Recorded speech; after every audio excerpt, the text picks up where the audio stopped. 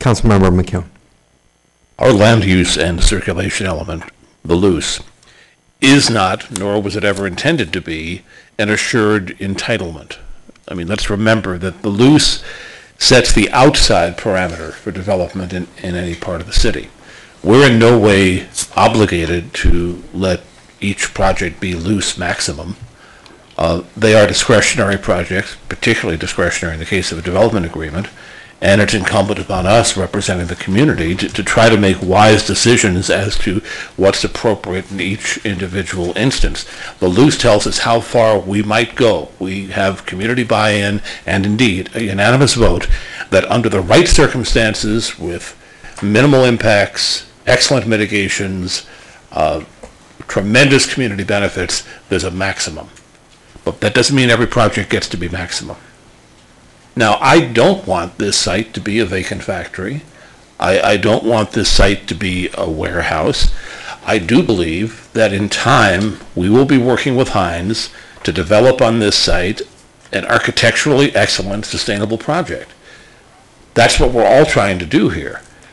But I think we have to stop and ask ourselves, do we know the answers to the questions we keep asking ourselves? And the question that I'm wrestling with is, do we have the information in hand now to move forward actually into negotiations responsibly? The moment we tell our staff, enter into negotiations, what we've done really in essence is say to the applicant, any applicant, you're close enough. We want to start talking at that size or that level. I can't tell whether we're close enough to begin negotiating. Once we do that, the options for real change in size and impact become much more difficult. It's just the reality of negotiations that you compromise and then you compromise your compromise. You never really make a new start. And I think we need to start from the right place with a site as crucial to our entire city as this one is. Right now, I can't possibly know if this version of this project is close or not. I think the draft environmental impact report will help me know that. Already a great deal of work has been done. Perhaps at some point Mr. Martin can explain how we began a DEIR without an actual project, but we did. Research is being done. Information is being gathered. If we have to say, here's something to start from, we could say, on the draft EIR, start from what you presented to the council in August, but also, of course, give us, smaller options, because that's what a draft EIR does. But then at least we'd be sitting here looking at some actual traffic numbers.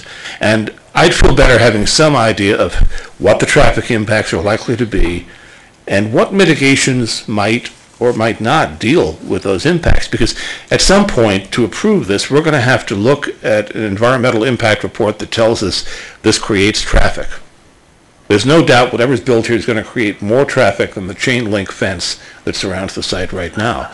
So we're going to have to make findings of overriding consideration to accept those impacts.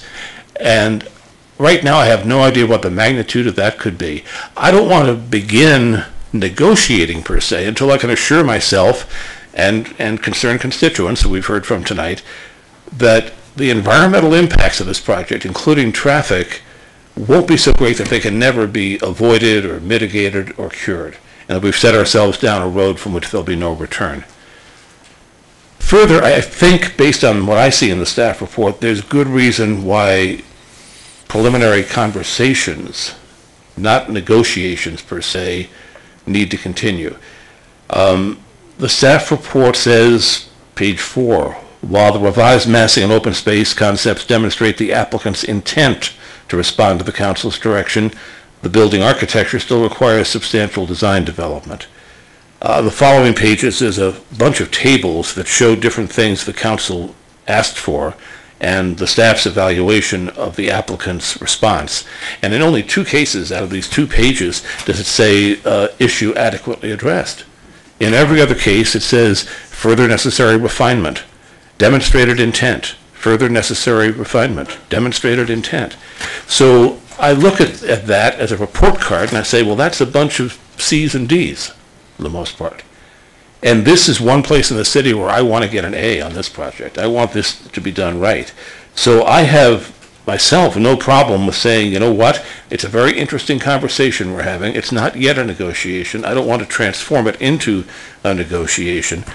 I was surprised at the very end of the staff report. I thought it was rather a stunning non sequitur that after this iteration of intent and more work needed, the staff report concluded the revised concepts are being viewed as primarily demonstrating architectural intent, and substantial design development is still necessary to ensure the quality and intention of the design direction.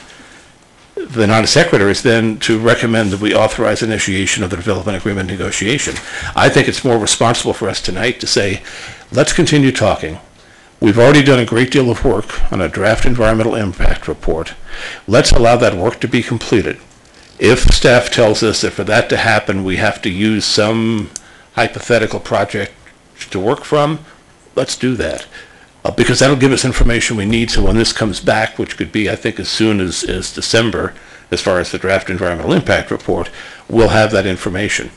I don't know yet, and perhaps staff can tell me, I think it's sometime early next spring we're expecting that master plan for the area.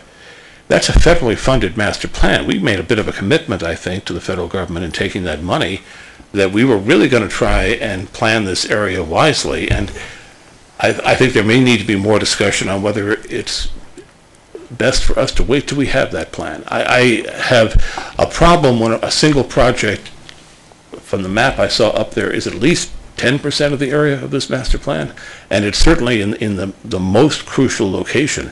Once we've committed to this project, the rest of the master plan is sort of the tail being wagged by the dog.